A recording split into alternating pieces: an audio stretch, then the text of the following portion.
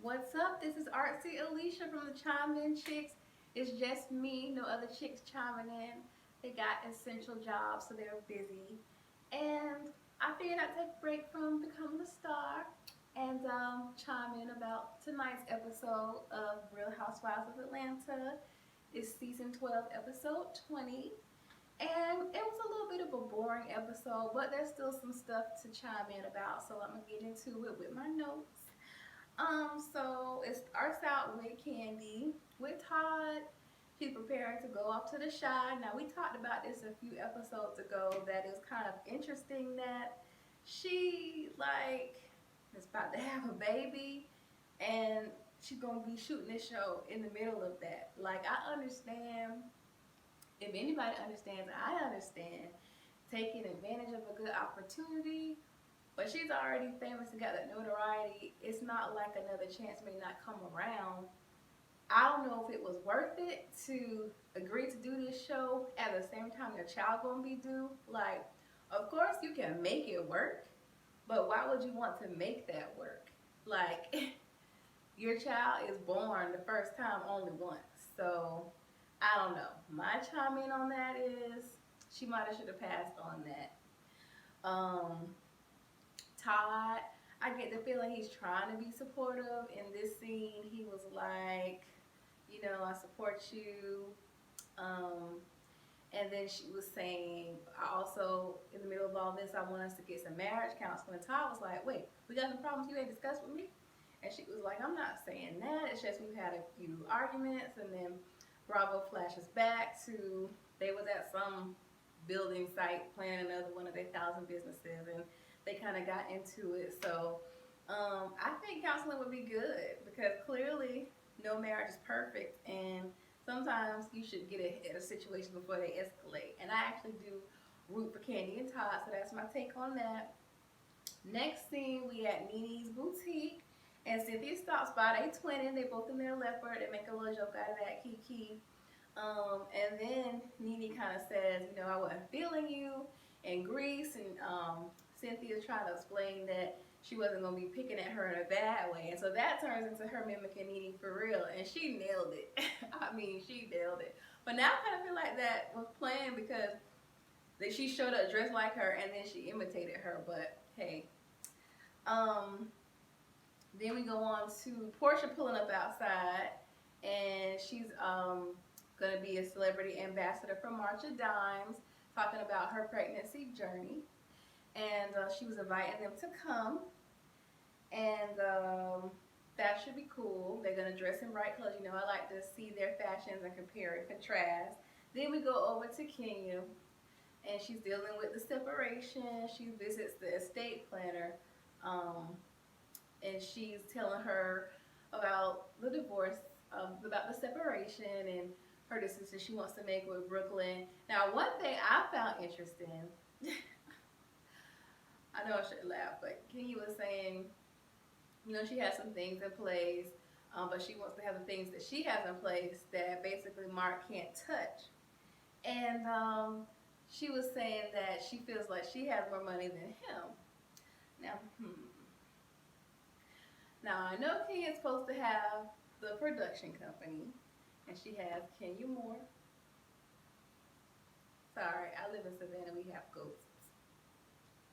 Anyways, she has Kenya Moore hair care, and she has the workout DVD. But I don't know if all those things added up will be enough to make more money than a restaurateur, a successful New York restaurateur. And I'm pretty sure he has some other businesses too. Like, he's just enough of a jerk that I feel like he got money. Like, he just give me that vibe. Like, he can't be that much of a jerk if he broke. So I'm not sure why she's acting like she has all this money from selling all these hair care products. And I'm not sure what the last production that she did that was big budget.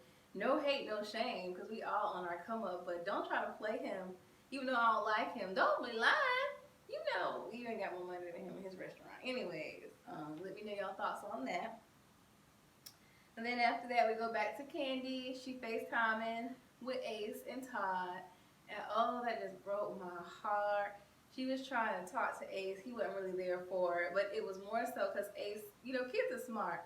And it was more so because Ace wanted her there. He didn't want to talk to her over video chat. I will say though, kids, they can get in their fussy moods and miss you even if you're in town, but you're always at work. So I don't know if it was just so much as her being out of town. If it was just in general, at that moment he wanted his mama. But ooh, Lord, I felt so bad for her. You could just see it on her face. I mean, it wasn't enough to make her want to come home, but you could tell she had a little mommy guilt in that moment. And Todd was trying to be the good supportive dad at home, you know, like, oh, you're gonna be okay, buddy, which is good, because I don't know, for those of you that watch Married to Medicine, the daddy was kind of like hyping up when the mama was Contessa was in Tennessee for school, and he was like, you miss mommy too, I bet you miss mommy, huh? Like, he was trying to hype it up a little bit, but at least Todd was like, no, you'll be okay, you'll be okay. But yeah, that was sad. Then we go over to Eva's baby. So cute, so gorgeous, but I mean, we do it because Eva's his mama. And her husband's handsome too. And her mama was there, did a cute little photo shoot. And then Cynthia came over. Cynthia making her rounds, okay? Got a lot of airtime this episode. And she came in, she was like, oh, thank you for having my baby. I'm here to pick up my son. That was really funny. She was just talking to her about Greece, and that a lot of people patched up things, but the burn party went left because Nene brought up Kenya's marital issues when Kenya was being Kenya. And so that was that. And then we go over to Porsha's event. And everybody's wearing bright colors. I would say, I always like Tanya. I always like Tanya's fashion. Nene, she loves her a crisp, clean, white tee and dressy bottoms. Like, that's her MO. I wasn't really feeling it for this event. I feel like it made her a little bit more dressed down, like maybe a little more dressy white top, or maybe just a solid color like was asked. But that's Nene. And then I was so shocked, the Kandi we just saw in the first scene that was saying she was going to be in Shy, not only did she make it back to town, but she made it to the event. And I'm like, you said you only have a couple days in town and you're taping? Like, I don't know. I guess her and Porsha have patched things up. I don't know. I think a part of Kandi always is going to be trying to focus on getting the money. So then she was saying there how even while she was on set, she wasn't taking a lot of calls. And then when she did have a down moment, she would scroll social media and like the pic before she even called him back. And it's so funny, even celebrities deal with that, because I know for me, for sure, if somebody like I'm close to or whatever situation or whatever, and you know, they on social media like, you even said hey to me. So it's funny that celebrities deal with that too. Yeah, but the event itself, I love Porsha. I'm Team Porsha. She said her speech, she's very articulate, and I love what she said, and then she shared her story. And then I was surprised to hear from Marlo. I was surprised to hear from Shamia and Tanya. I love that they shared their stories, and they were all different. You know, Tanya, not sure she'll be able to have one. Marlo knowing she can't.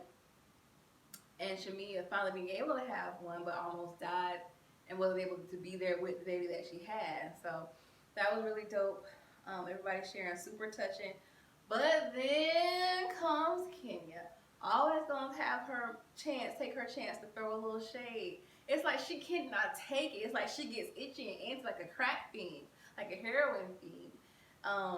If somebody is doing something good or having a moment, like she's at Porsha's event, and then she gonna try to, and I think Shamia was in her own moment, so she wasn't trying to add on, but Kenya used her like, oh yeah, and you called me, and I don't know where Porsha was. I think she's probably working or something. Like, why would you even say that? Why would you even add that extra part? I don't know where Porsha was. Like, ugh, this is karma. This is karma that this girl is dealing with.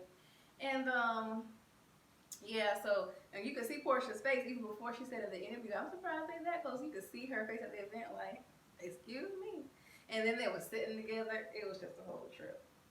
Um, so then we go back to Kenya with her aunt, and her aunt, she wants her to be power of attorney and over and I guess godmom, but more so I guess will manage the trust for Brooklyn, and that's a really big responsibility. So that goes to show how much she trusts her. That is funny that she said that's the only person she trusts like that, because I was like, what happened to Aunt Lori? But she was always saying it's her second mom, I guess. After Aunt Lori got mad at her at banging on her mama's door, I guess Aunt Lori and her ain't close like that no more. But I thought that was really interesting. Like, I thought she could trust Aunt Lori like that. So then we get to the end, and this is probably the juiciest real scene of this whole episode. Kandi talking to Todd and kind of easing in there that, oh yeah, Don Juan, he filled me up. But even like, it's on you to say to your business manager or whatever, black out these dates for me. Don't book me for anything. And even him, why would he choose to book her for things when he knows she's only home for 2 days? And so my thing was, they kind of both was at fault for that one, because he knows she's a workaholic. So if he books it for her, she gonna take it. I'd have been an admin before, and it's almost like you have to like anticipate your boss's needs. And so he shouldn't have tried to book her for anything, knowing she only had 2 days at home. But she also shouldn't have had those days not open. And or if he brought it to her, she should have said no, because I could see now what Todd was like. You know, well, that is if you want to spend time with us. That is if you do want to be here. Because if it seems like you're always choosing to be other places, it's like, dang, do you really want to be home? Because she went to Porsha's event. She's gonna host the Rock Nation brunch, which is an awesome thing, I will admit. And then she's going to Dr. Jackie event. It's like, girl, like, no wonder the baby was crying. And she admitted she has a problem with balancing. But I mean, after that, you gotta actually do something. And I don't know if she there yet, child. I don't know. Write a song about it. Anyways, Todd was kind of opening up more than I see him open up in a while, saying, you know, he has given up a lot. I remember a few seasons ago, he wanted to go do this producing work in LA, and he was gonna be gone, and she was like crying. She's like, no, don't go, I don't need you here, I need you here for the stuff that we're trying to do. And so he didn't go. So who knows how many times he's actually done that for the family and still supporting her. But then the few days she has, she's like, gotta go, gotta go, gotta go.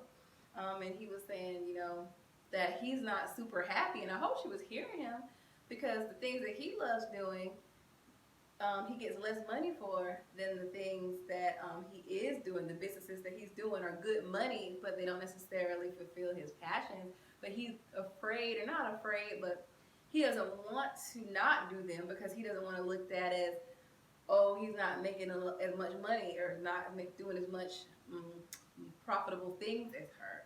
So that's like a crazy place to be in. But I could tell she kind of hurt him, and she was trying, you know, reassure that she loves him and she doesn't want to be there. So that was nice to see them kind of try to not turn it into an argument, but really try to improve on it. But I don't know, and y'all could chime in on this too, I'm not sure she's ever gonna, because it's not the first time they've had this kind of conversation about her doing too much.